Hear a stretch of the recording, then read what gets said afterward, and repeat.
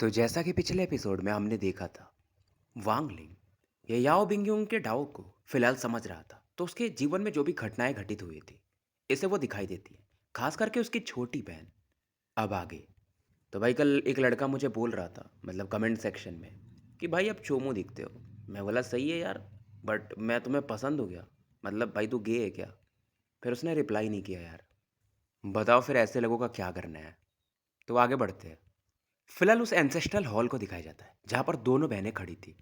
छोटी लड़की काफ़ी डरी हुई थी कि मुझे नहीं जाना है। याओ बिंगयून जो कि इसके हाथ को पकड़ के खड़ी थी, उसे सब चीज़ें समझ में आ जाती कि आगे बस इनका मरना बस लिखा है। इनके सामने ओल्ड मैन खड़ा था, जिसने ब्लड कलर के रेड रोब को पहना था। और फाइनली इन दोनों को बोलता है कि अगर हमारी याओ फैमिली को वो ग्लोरी चाहिए, तो तुम दोनों को इस ट्रेजर का सोल बनना पड़ेगा। ओल्ड मैन हाथ घुमाते हैं और इनके सामने में 3 फुट के आसपास का एक क्रैक बनता है, जिसके अंदर एक एंशियंट लैंप था। उसके अंदर से ब्लू फ्लेम बाहर निकल रहा था, जिससे बिल्कुल भी न तो हीट को फील कर सकते थे, न तो कोल्डनेस को। ये याओ फैमिली का ट्रेजर था, बट 500 साल पहले से अब ये बुझने लगा था, नहीं तो ये कभी बुझता नहीं था। इसीलिए ये लोग अब दूसरे के सोल को यूज करते थे। और इसने उसके बाद क्या किया था, मतलब जब 500 साल पहले घटना हुई थी, तो इसने जो याओ फैमिली की सेकंड जनरेशन की लेडी थी, यानी इन दोनों की माँ, उनके अंदर इसे ट्रांसप्लांट कर दिया था। फिर 200 सालों के बाद इन दोनों लड़कियों का जन्म हुआ था। तो यही तुम्हारा डेस्टिनी है, ऐसा ये कहता है। इधर जो फ्लेम था वो इंटेंस होने लगता है और एक फायर क्लाउड में बदल जाता है। और वो क्लाउड में एक डेमन को देखा जा सकता था। ये एंशियंट डेमन था। और ये मुंह खोलते ही इन दोनों लड़कियों को निगलना चाहता था। छोटी बच्ची और डरने लगती है। डेमन जो था, अब इस दौरान छोटी बच्ची को पहले खाता है, क्योंकि जो बड़ी वाली लड़की थी यानी याओ बिंगयून थोड़ा पीछे हट जाती है। और वो चिल्ला रही थी कि बड़ी बहन मुझे बचा लो। ये भी चिल्लाती कि मेरी बहन को वापस करो, मुझे निकल लो। पर डेमन गायब हो जाता है। ओल्ड मैन स्माइल करता है, अच्छा मतलब बस इसको एक ही सोल चाहिए था, ट्रेजर सोल के लिए। तो ये दूसरी लड़की से कहता है कि तुम जिंदा रह सकती हो, मतलब याओ बिंगयून को। अब ये सोचती है कि यार मुझे मर जाना चाहिए था, मेरी बहन तो बच गई होती। और ये रो रही थी और इसके अंदर यही रिग्रेट था, मुझे पीछे नहीं हटना चाहिए था, ये यही सोच रही थी। और ये बोलती है कि एंसेस्ट्रल ग्रैंडफादर, मैं ट्रेजर सोल बनना चाहती हूँ, मेरी बहन को वापस कर दीजिए। याओ मिंगिन को बाहर निकाल दीजिए। याओ यून जो कि बाहर खड़े थे, वो भी ये आवाज़ सुनते उन्हें गुस्सा आता है। अंदर आना चाहते थे, पर एक फोर्स याओ यून को फिर से पीछे फेंक देता है और ये खून की उल्टी करने लगते हैं। ओल्ड मैन इस दौरान थोड़े से कंफ्यूज होते हैं, बट फिर से उसे सप्रेस कर लेते हैं और कहते हैं ये याओ मिंग्यून का डेस्टिनी है, मैं उसे बदल नहीं सकता। और लैंप को फिर से स्पेस में रख देते हैं। वांगलिंग ये सब चीज़ें देखता है। फिर उसके बाद बिंग्यून ये भी कहती कि जो भी मेरी बहन को बचाएगा, मैं उसकी सर्वेंट बन जाऊंगी, चाहे कितने भी समय निकल जाए, मैं उसके साथ ही रहूंगी। ये सब चीज़ें वांगलिंग सेंस करता है। याओ बिंग्यून का डाओ अब ये कन्फर्म कर चुका था। धीरे धीरे चीज़ें गायब हो जाती है। वांगलिंग जागता है और इस लड़के के जो भी टेक्निक्स थे, जैसे वो सोल सेल टैक्टिक प्रैक्टिस करती थी, सब चीज़ें वांगलिंग को दिखाई देती है। वांगलिंग बोलता है इस लड़की का दिल प्यार से भरा हुआ है, लेकिन ये रूथलेस डाओ को कल्टीवेट करती है। और इसका डाओ हार्ट इसकी बहन है, इसका डोमेन रूथलेसनेस है। वांगलिंग सोचता है क्या मैं इसके डाओ हार्ट को ब्रेक कर दूं, बट फिर ये नहीं कर पाता है, क्योंकि इस लड़की की वजह से इसका कर्मा अब कंप्लीट हो चुका था। अब इस लड़की के बॉडी पर जो भी सील्स इसने लगाए थे, ये उन्हें भी तोड़ देता है। याओ बिंगयून आंखें खोलती है, थोड़ी कंफ्यूज थी, और फाइनली बोलती है क्या तुम रिनकारनेशन में विश्वास रखते हो? क्योंकि जब मैं याओ फैमिली के एंसेस्ट्रल हॉल में थी, तो मैंने एक आवाज़ सुना था कि वो कर सकता है। क्या वो तुम थे? वांगलिंग शांत था। इसे पता था इस लड़की का जो डाव हार्ट है इसकी बहन है, और वही इसकी एक तरह से प्रॉब्लम है, मतलब इसके डाव हार्ट में वही कमी है। वांगलिंग सीधा बोलता है कि देखो मेरा जो करंट स्ट्रेंथ है, इस हिसाब से तो मैं तुम्हारी हेल्प नहीं कर सकता। अब ये भी बोलती है शायद मैं गलत थी, मतलब वो तुम नहीं होगे। इसकी आंखों में आंसू थे और यहाँ से ये निकल जाती है। वांगलिंग इसकी तरफ देखता भी नहीं है। ये अपने कर्मा डाव को समझने में लगा था। इसकी बॉडी में यिन और यांग ऑरा फ्लैश कर रहे थे और धीरे धीरे कंडेंस होके अब रोटेशन इनका होने लगा था, मतलब गोल गोल घूमने लगे थे। एक सक्शन फोर्स बनता है और जो भी इसके अंदर ओरिजिन एनर्जी थी वो धीरे धीरे अब्जॉर्ब हो रही थी, और कुछ और हेवन डिफाइंग बीड भी अब्जॉर्ब कर लेता है। तो वांगलिंग का जो डोमेन था अब वो सेकंड स्टेप पे पहुंच चुका था। बस इसका जो कल्टीवेशन था वो निर्वाणा स्क्रायर में पहुंचने बाकी है। बस उसके लिए डिवाइन रेट्रीब्यूशन को बुलाना था। लेकिन इस प्लेनेट पर अगर डिवाइन रेट्रीब्यूशन आया तो ये प्लेनेट तबाह हो जाएगा। तो इसे एक दूसरा लोकेशन ढूंढना था। इसे मालूम था कि सेकंड स्टेप में निर्वाणा स्क्रायर, फिर निर्वाणा क्लींजर, उसके बाद निर्वाणा शैटरर, उसके बाद ये थर्ड स्टेप में जा सकता है। लेकिन उसके पहले मतलब इसे निर्वाणा समझना पड़ेगा। वांगलिंग बैठा हुआ था, इसकी जो ओरिजिन एनर्जी थी वो चेंज हो रही थी।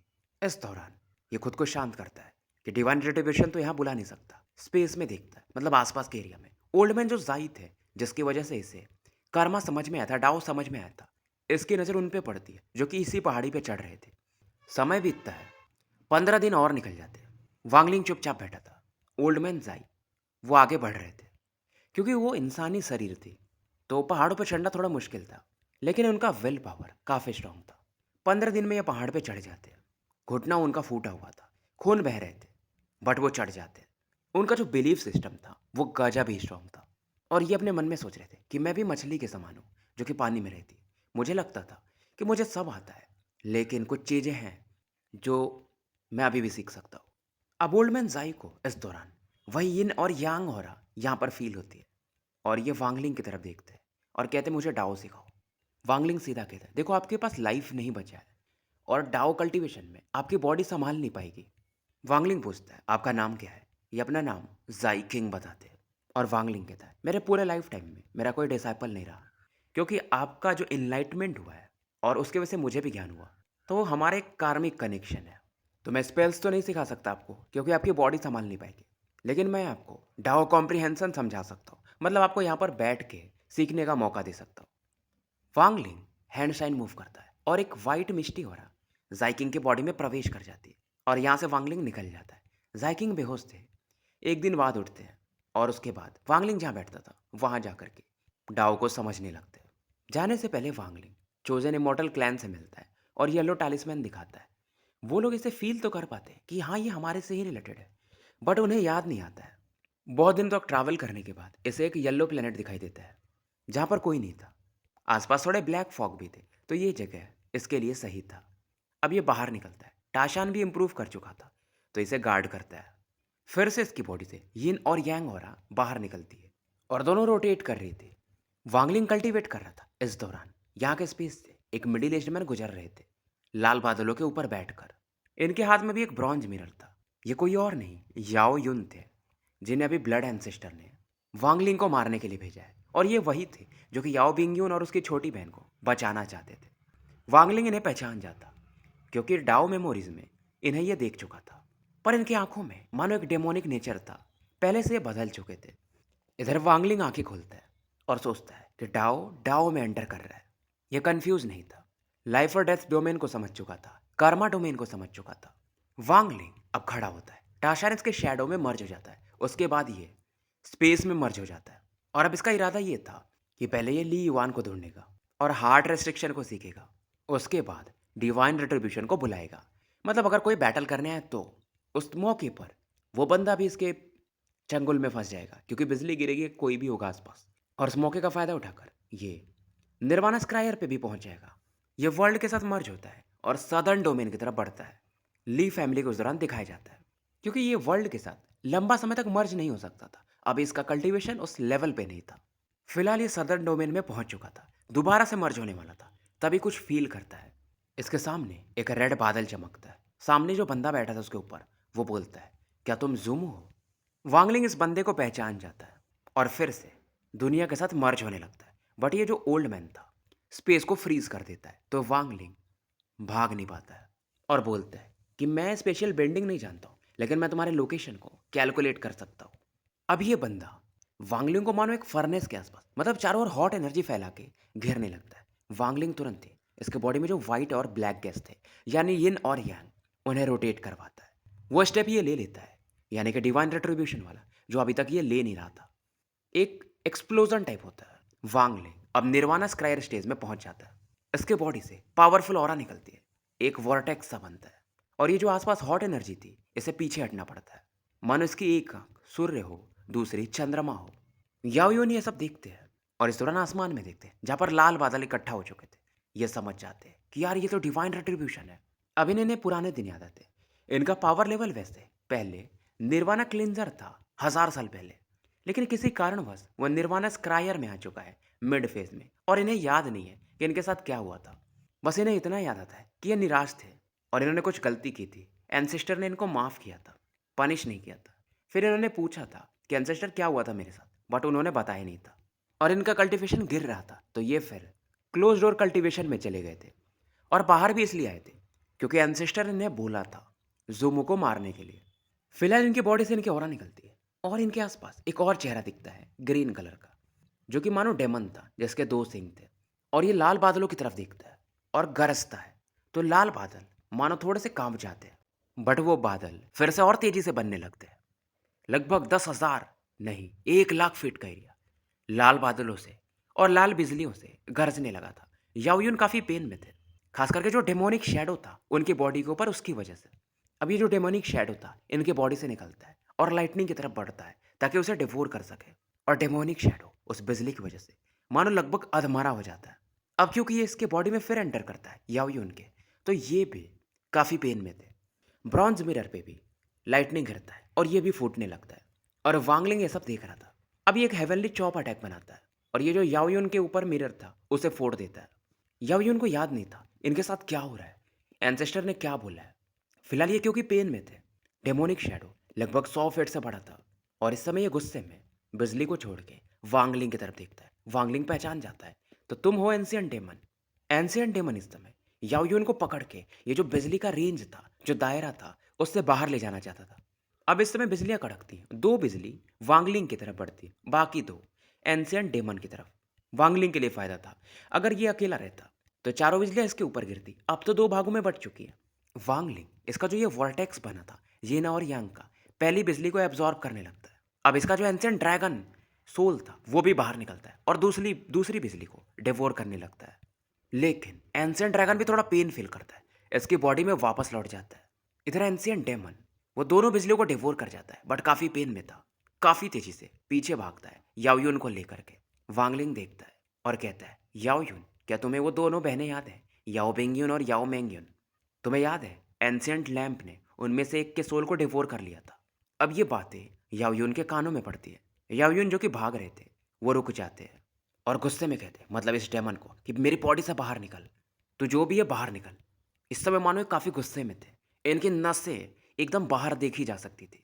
अब इन्हें समझ में आ गया था कि इनकी बॉडी में एंशियंट डेमन है। एंशियंट डेमन को वांगलिंग पे गुस्सा आता है और ये वांगलिंग की तरफ बढ़ता है।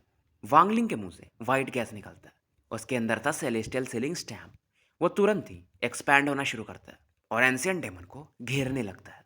इधर बिजलियां, मतलब बादल फिर से इकट्ठा होते हैं और 10-12 बिजलियां यहाँ पर गिरती है। एंशियंट डेमन इस दौरान कुछ मानो मंत्र पड़ता है, इसकी बॉडी से धुंधली होने लगती है और ये जो सीलिंग स्टैम्प के वो सील्स थे वो भी इसके डायरेक्शन को जज नहीं कर पाते कि ये गया कहाँ। वांगलिंग फिर भी पैनिक नहीं करता है, ये फिर से गोल्डन सील्स को जमाता है, यानी कंडेंस करता है और खुद को मानो सील करने लगता है। और वांगलिंग इस दौरान एक फर्नेस निकालता है और बोलता है, चेंज पोजीशन। इसके चेहरे पर स्माइल था। एंशियंट डेमन, उसकी आंखें खुली की खुली रह जाती है और वही होता है, मतलब वांगलिंग खुद को सील कर रहा था तो यहाँ से ये गायब हो जाता है और वो एंशियंट डेमन जो भाग रहा था वो सीलिंग एरिया में आ जाता है। और इस समय इसकी तरफ 10 बिजलियां बढ़ती हैं। एंशियंट डेमन चीखता है, मानो उसकी बॉडी अब तबाह हो जाएगी।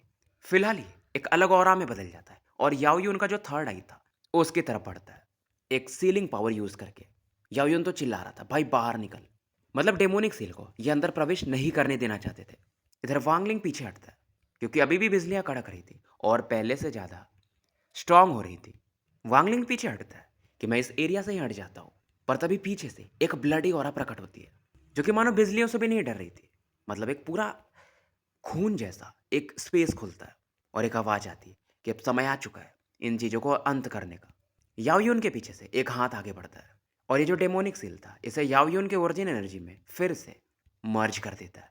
वांगलिंग इन्हें पहचान जाता है कि ब्लड गॉड।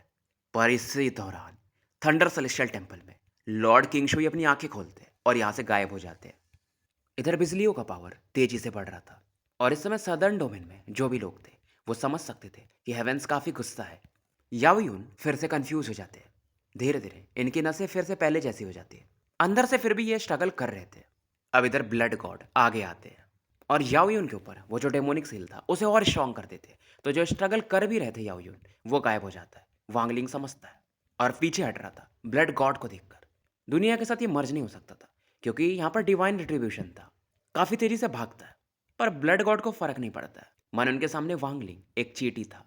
और अब ब्लड गॉड बोलते हैं कि मून गेजर सरपेंट के अंदर तुम्हें जो आइटम मिला था वो मुझे दे दो। इनकी आवाज में ही हेवेंस का पावर मिक्स था, जो कि वांगलिंग को यानी इसके सोल को डैमेज करने लगता है। मानो ब्लड गॉड खुद में एक सेलेस्टियल हो। इनके वर्ड्स में लॉ का पावर था। पर वांगलिंग दिमाग लगाता है कि ये ब्लड गॉड इंजर्ड होगा, क्योंकि एंशिएंट गॉड ने अपने एक स्टार को शैटर कर दिया था। इधर उस आवाज की वजह से वांगलिंग खून की उल्टी करने लगता है, पर भागता है। और वांगलिंग बोलता भी है कि आप एक सीनियर हो और जूनियर पे ऐसे अटैक कर रहे हो, या फैमिली का नाम खराब नहीं होगा। ब्लड गॉड बोलते हैं अगर तुम इस अटैक से बच पाए तो भाग सकते हो। अब एक ब्लड शैलो अटैक वांगलिंग की तरफ पड़ता है। वांगलिंग अब सेलेस्टियल माउंटेन को बाहर निकालता है। उसके अंदर जो सोल था उसे एक्सप्लोड करवा देता है। ये भी ग्रीड का ही ट्रेजर था। अब उनका अटैक और वांगलिंग का अटैक टकराता है। भागते भागते वांगलिंग सेलेस्टियल सीलिंग स्टैम्प भी निकालता है। अब ये जो ब्लड स्वेलो अटैक था वो बेसिकली वांगलिंग के अटैक को डिवोर कर जाता है और बहुत फास्ट होता है। वांगलिंग सीलिंग स्टैम्प को आगे बढ़ाता है ताकि इसे रोक सके। वांगलिंग हैरान था कि भाई ये कौन सा सेलेस्टियल स्पेल है, ये डिवोर कर रहा है और उसके बाद उस पावर को ये खुद यूज कर पा रहा है। अब Wangling third God sling war chariot को बाहर निकालता है। वो बटरफ्लाई में बदल जाती है। ब्लड गॉड वो भी थोड़े से हैरान हो जाते हैं। अब ये बटरफ्लाई अपने पंखों को लहराती है। ब्लड शैलो जिसकी आंखें लाल थी वो रुक जाता है, फिर से सांस लेता है। बटरफ्लाई फिर से विंग्स को फहराती है और एक कलरफुल पाउडर निकलता है। अब ब्लड स्वालो चिल्लाता है और बटरफ्लाई की तरफ बढ़ता है। बटरफ्लाई फिर से अपने पंखों को लहराती है, जिसकी वजह से ये ब्लड स्वालो को रुकना पड़ता था, फिर ये डिवोर करता था, फिर आगे बढ़ता था। अब ब्लड गॉड अपनी उंगली को आगे बढ़ाते हैं। ब्लड स्वालो ज़्यादा चमकने लगता है। इसका पावर बढ़ चुका था। अब बटरफ्लाई आगे बढ़ती है और इसके चारों तरफ गोल गोल घूमने लगती है और पंख लहराती है। ब्लड स्वालो फिर से डिम होने लगता है। ये 5 कलर की लाइट से मिक्स हो चुका था और बटरफ्लाई के साथ मूव करने लगता है। बट बटरफ्लाई का भी पावर थोड़ा सा डिम हो जाता है और ये ब्लड स्वालो भी अब वांगलिंग के पास ही आ जाता है। वांगलिंग को अटैक भी नहीं करता है। वांगलिंग अब भागता है। सीलिंग स्टैम्प इसके साथ था, पर ब्लड गॉड मानने वाले कहाँ थे। वांगलिंग के जो पीछे का स्पेस था उसे ये फाड़ देते, तो वांगलिंग अब भाग नहीं सकता था। और वांगलिंग कहता है आपने तो अभी प्रॉमिस किया था अगर मैं आपके अटैक को ब्रेक कर पाया तो। ब्लड गॉड हंसते हैं कि उससे क्या ही फर्क पड़ता है। इस दौरान ये वांगलिंग तो रोकते हैं, अपने ओरिजिन एनर्जी को भी डिवाइन रेट्रिब्यूशन क्लाउड में मिक्स कर देते हैं, तो बादल और ज़्यादा इंटेंस हो जाते हैं और ये 2 भागों में बांट देते हैं। आधा हिस्सा वांगलिंग की तरफ बढ़ता है और आधा ब्लड गॉड की तरफ। ब्लड गॉड को क्या ही फर्क पड़ता था। ये गायब होते हैं, वांगलिंग के सामने प्रकट होते हैं और इसे पकड़ने के लिए अपने हाथ को बढ़ाते हैं। वांगलिंग अब इसे डॉज कर नहीं सकता था। तभी वांगलिंग दिमाग लगाता है कि क्या तुम एंशिएंट डेमन बेलुओ को जानते हो। ब्लड गॉड रुक जाते हैं। इनकी आंखों में जो डेमोनिक ऑरा थी वो चमकती है। थर्ड आई से इनके भी वही एक ब्लैक गैस बाहर निकलता है और वो डेमन प्रकट होता है और बोलता है बेलुओ कहाँ पे। अब इस मौके का फायदा उठाकर वांगलिंग एंशिएंट गॉड फर्नेस को यूज करता है और पीछे भागता है।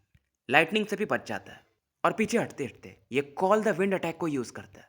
अब ये ब्लैक ड्रैगन में बदलते हैं और लाइटनिंग पर ये अटैक करता है, तो लाइटनिंग का पावर और डिम हो जाता है और कुछ पावर को ये डिवोर कर जाता है। बाकी जो बिजलियां और गिरती हैं उसे बटरफ्लाई और ये जो ब्लड स्वाल होते हैं वो ब्लॉक करने लगते हैं। बट फिर भी 3 जो बिजली थे वो वांगलिंग की तरफ बढ़ जाते हैं। अब वांगलिंग सेलेस्टियल स्टैम्प से इन्हें ब्लॉक करता है, लेकिन फिर भी जो सक्शन फोर्स, जो कोलिजन से फोर्स निकलता है वो वांगलिंग को पीछे फेंक देता है। ये दोबारा से खून की उल्टी करता है। सेलेस्टियल स्टैम्प को ये लेता है और फिर से पीछे भागता है। सेलेस्टियल स्टैम्प क्योंकि इस पर बिजली गिरा था तो ये और भी चमक रहा था। ये जानता था कि ये ब्लड गॉड से तो भाग नहीं सकता, तो सीधा डिवाइन रेट्रीब्यूशन की तरफ यानी बादलों की तरफ बढ़ता है। ये जानता था कि डिवाइन रेट्रीब्यूशन की पावर को ब्लड गॉड भी फाइट नहीं कर सकता। वही इसके पास मौका है कि ये बच सके। अब वो जो डेमन था ब्लड गॉड की बॉडी से निकला था, वांगलिंग को देखता है। ब्लड गॉड में फिर से प्रवेश कर जाता है और वांगलिंग की तरफ बढ़ता है। वो वांगलिंग के सोल को निकालना चाहता था, इसकी मेमोरीज को देखना चाहता था। बेलुओं की वजह से वांगलिंग फिर से कॉल द विंड को यूज करता है। ये इसका सबसे पावरफुल अटैक था। अब क्योंकि इसका पावर लेवल निर्वाणा स्क्रायर में था, तो एक ड्रैगन ही एक्स्ट्रा बना सकता था। 2 ड्रैगन बनते हैं, दोनों एक दूसरे में ऐसा लुढ़ियाने लगते, मतलब 8 का आकार बनाने लगते और आगे बढ़ते। और इस दौरान एक बिजली भी ब्लड गॉड की तरफ बढ़ता है। वांगलिंग रुकता नहीं है, सेलेस्टियल स्वॉर्ड को निकालता है और हेवनली चॉप अटैक भी दे मारता है। ब्लड गॉड को फर्क नहीं पड़ता है। वो जो बिजली थी उसे तुरंत ही कोलैप्स करवा देते हैं। वांगलिंग ने एक हेवनली चॉप नहीं 100 हेवनली चॉप किए थे लगातार, उसे भी ये कोलैप्स करवा देते। और आखिरी में वो जो कोल्ड विंड अटैक था ब्लैक ड्रैगन्स उसकी तरफ बढ़ते हैं और उसे भी खत्म कर देते हैं और बोलते हैं ये तो सेलेस्टियल एम्परर बाईफान का कॉल द विंड अटैक है, क्या ये इतना ही स्ट्रांग है। और इस दौरान इनका हाथ वांगलिंग की तरफ बढ़ता है। तभी एक आवाज़ आती है कि मैं सेलेस्टियल लॉर्ड किंगशुई, तुम्हारी इतनी हिम्मत कि तुम मेरे मास्टर का नाम लोगे, लेके दिखाओ मेरे सामने। और जैसी ही आवाज़ गूंजती है आसमान में बादल और कड़कने लगते हैं, स्पेस कोलैप्स कर जाता है। इनकी आवाज़ के पावर को मानो स्पेस भी सहन नहीं कर सकता था। डिवाइन रेट्रीब्यूशन भी पीछे हटने लगता है। इनकी आवाज़ में जो लॉ फोर्स था वो ब्लड गॉड से ज़्यादा पावरफुल था। इनकी आवाज़ की वजह से यावियोन खून के उल्टी करने लगते हैं। ब्लड गॉड भी हैरान हो जाते हैं। इधर वो जो ड्रैगन थे जिन्हें इन्होंने दो भागों में बांट दिया था वो फिर से मिल जाते हैं। और यहाँ पर एक यंग मैन सफ़ेद कपड़ों में प्रकट होते हैं। ब्लड गॉड का चेहरा बदल चुका था कि सेलेस्टियल लॉर्ड किंग शुई। ये पीछे हटते हैं। किंग शुई की आंखों में एक अलग ही वो प्राउड रहता है। ये फिर से बोलते हैं, वो शब्द तुमने जो बोले थे फिर से रिपीट करो मेरे सामने। इनकी आंखों में मतलब दूसरा जो आंख था उसमें रेड लाइट चमकती है। अब ब्लड गॉड कहते हैं कि देखो मेरे और तुम्हारे बीच में कोई दुश्मनी नहीं है। हमें वैसे भी अलायंस स्टार सिस्टम के साथ मतलब हम दोनों को मिलके उनके खिलाफ फाइट करना है। इस बच्चे का मेरी फैमिली से दुश्मनी है तो उम्मीद है आप बीच में ना आओ। पर वांगलिंग कहते हैं मतलब किंग शुई कहते हैं कि मेरा छोटा भाई है, इसका स्किल लैग कर रहा है, लेकिन फिर भी ये छोटा भाई है मेरा। ब्लड गॉड चौंक जाते हैं। किंग शुई समझाते हैं क्योंकि इसने मेरे मास्टर का कॉल द विंड अटैक सीखा है, तो अब ये उनका डिसाइपल है और मेरा छोटा भाई है। अब king Shuey call the wind attack को यूज़ करते हैं, 6 ड्रैगन बनते हैं और इनका पावर अलग लेवल पे था और इनकी साइज़ भी बड़ी थी। और ये कहते हैं तुम्हारी याओ फैमिली क्या, तुम्हारी याओ फैमिली के एंसेस्टर भी आ जाए ना, मतलब ब्लड गॉड के ऊपर भी कोई होगा तो भी वो इसका बाल बाका नहीं कर सकता। और इस अटैक को ये ब्लड गॉड की तरफ बढ़ा देते हैं। ब्लड गॉड भी एक चिलनेस फील करते हैं, एक कोल्ड ऑरा। ये ब्लड मिस्ट अटैक बनाते हैं, ब्लड स्वेलोज बनाते हैं, टोटल 99। पर फिर भी ये जो किंग शुई का अटैक था इनके अटैक्स को काटने लगता है। ये पीछे भागते हैं और कहते हैं किंग शुई, मैं तुम्हारी रेस्पेक्ट करता हूँ क्योंकि तुम सेलेस्टियल लॉर्ड हो, मुझे मजबूर मत करो। तुम बहुत साल सोए हो, क्या तुम कंफ्यूज हो गए? वैसे भी इसने मेरे जनरेशन के यानी थर्ड जनरेशन के लोगों को मारा है, तो मैं इसे मार के तो रहूँगा और मैं तुमसे डरता नहीं हूँ, मुझे मजबूर मत करो। अब इसे क्या पता था, किंग शुई थोड़ा सा निराश थे क्योंकि अपने मास्टर से इनकी लास्ट बात भी नहीं हुई थी। दूसरा इनके मास्टर का क्या हुआ पता नहीं, और इन्होंने अपने फैमिली के लोगों को मारा था, तो वांगलिंग अब एक तरह से इनका फैमिली है और ये छोड़ नहीं सकते। अब ये कहते हैं कि ब्लड गॉड अगर ये गलत भी है तो भी इससे तुम कुछ सिखा नहीं सकते, तुम क्वालिफाइड नहीं हो। 6 ड्रैगन्स तेजी से रोर करते हैं और इस दौरान एक दूसरे से फ्यूज हो जाते हैं। और जैसे फ्यूज होते हैं लगभग 5,000 किलोमीटर का एरिया बादलों से भर जाता है, बारिश होने लगती है। यह दूसरा टेक्निक था, समन द रेन। पर ये बारिश अलग थे, बट वांगलिंग के लिए अच्छे थे। इसके और रिकवर होने लगती है और वांगलिंग को पुराने दिन याद आते कि कैसे इसे सेक्ट मास्टर डोंटियान ने बचाया था, सोल रिफाइनिंग सेक्ट वाले। फिर सेटुनान, मतलब ऐसे भी लोग थे। सीनियर जावी की भी इसे याद आती है, उन्होंने इसे एसेंडेंट क्रिस्टल दिया था। कुछ वैसा ही आज किंग शुई कर रहे थे। फिर भी इसे लगता है कि किंग शुई इसे ब्लॉक कर रहे हैं, मतलब इसे बचा रहे हैं, बस एक अटैक के नाम पर, कॉल द विंड, जो कि इसने सीख लिया था। इधर ब्लड गॉड चिंतित था, पहले ये इंजर्ड था एंशियंट गॉड के शैटर्ड स्टार अटैक की वजह से। और ये भी कहीं ना कहीं सेलेस्टियल फैमिली का ही हिस्सा हुआ करता था। और किंग शुई तो ट्रू सेलेस्टियल है, तो इसे थोड़ा सा और अलग लगता है।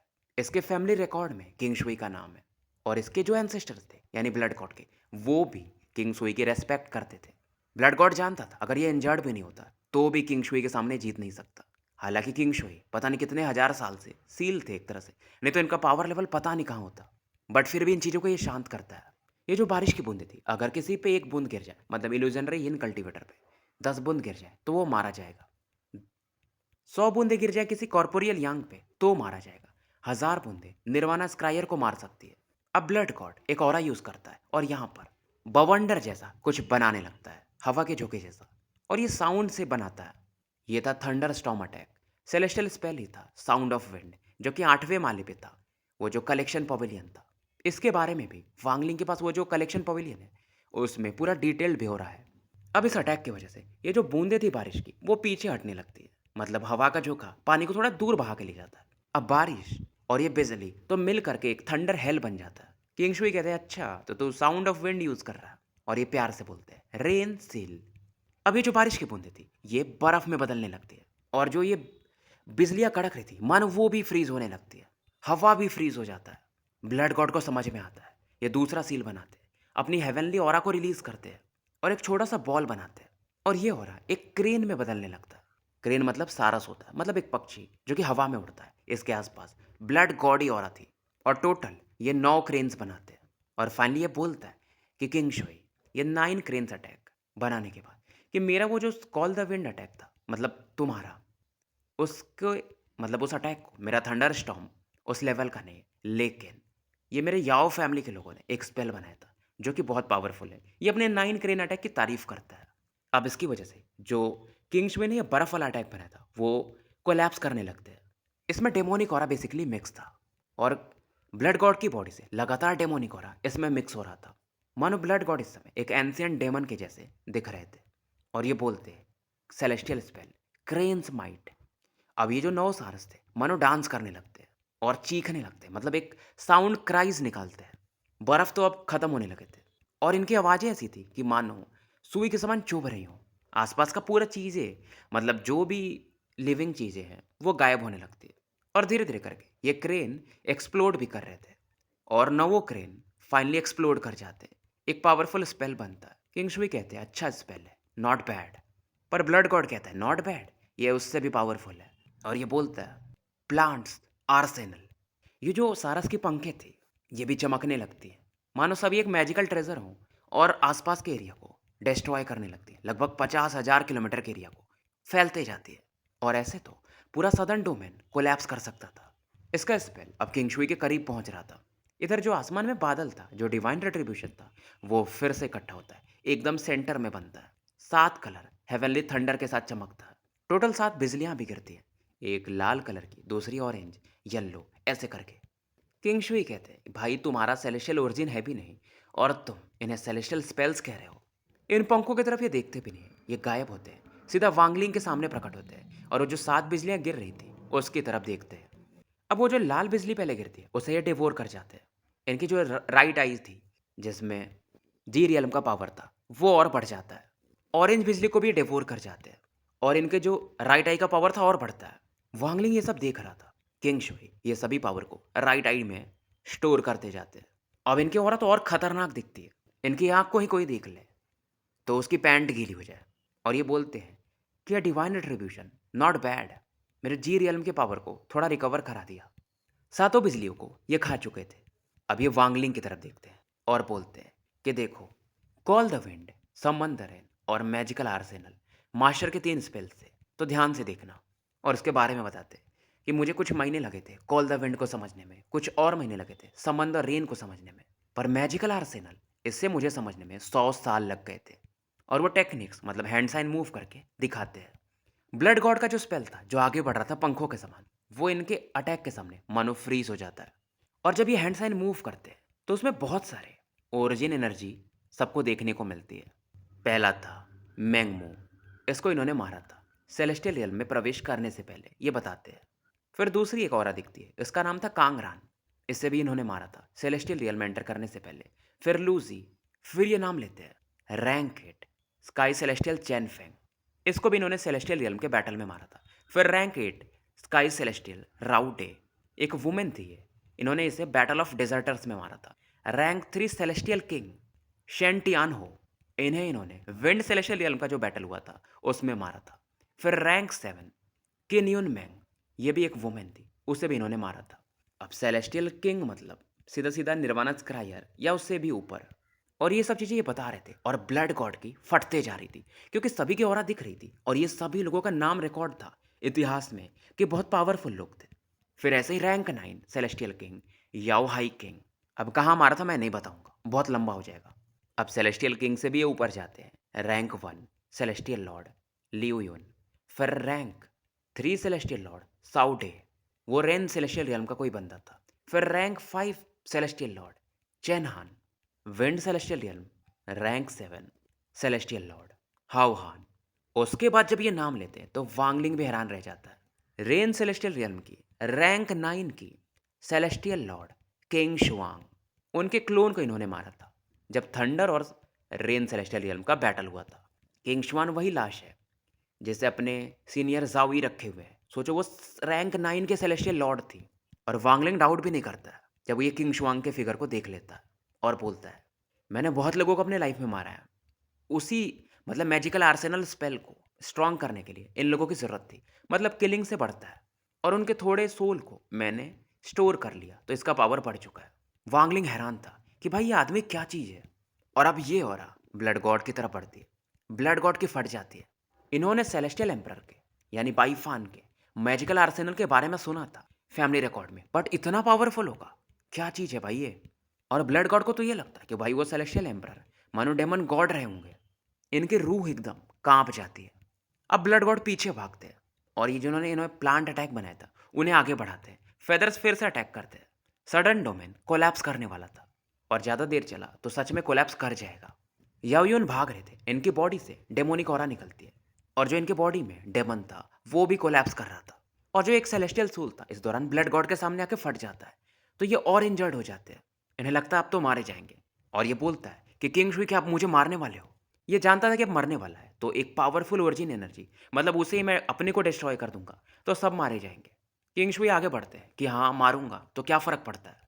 फिर से इनकी ऑरा स्ट्रांग होने लगती है। ब्लड गॉड पीछे जाते हैं, याओयुन के सामने प्रकट होते हैं और याओयुन के अंदर वो जो डेमोनिक ऑरा थी और उनकी भी ऑरा को एब्जॉर्ब करने लगते हैं।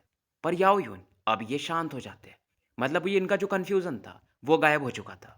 याओयुन की बॉडी से डेमन निकल जाता है और जो एंशिएंट डेमन था उसका बेसिकली ये हिस्सा था जो ब्लड गॉड के अंदर था, तो वो और स्ट्रांग हो जाता है। याओयुन समझ जाते हैं कि अब याओ फैमिली एग्जिस्ट करती ही नहीं है, हमारी ये ब्लड गॉड ये तो डेमन को पाल रहे हैं, मतलब उसके कंट्रोल में है। अब इधर ब्लड गॉड फिर से कहते किंग शुई लगता है तुम भी मरना चाहते हो, तो फिर अब तुम मरोगे, एक सेलेस्टियल मरेगा। ये नहीं, इसके अंदर का एंशिएंट डेमन बोल रहा था। और फिलहाल ये किंग शुई की तरफ बढ़ता है। तो स्टोरी यहीं समाप्त करते हैं और मिलते हैं फिर कल एक नए वीडियो के साथ।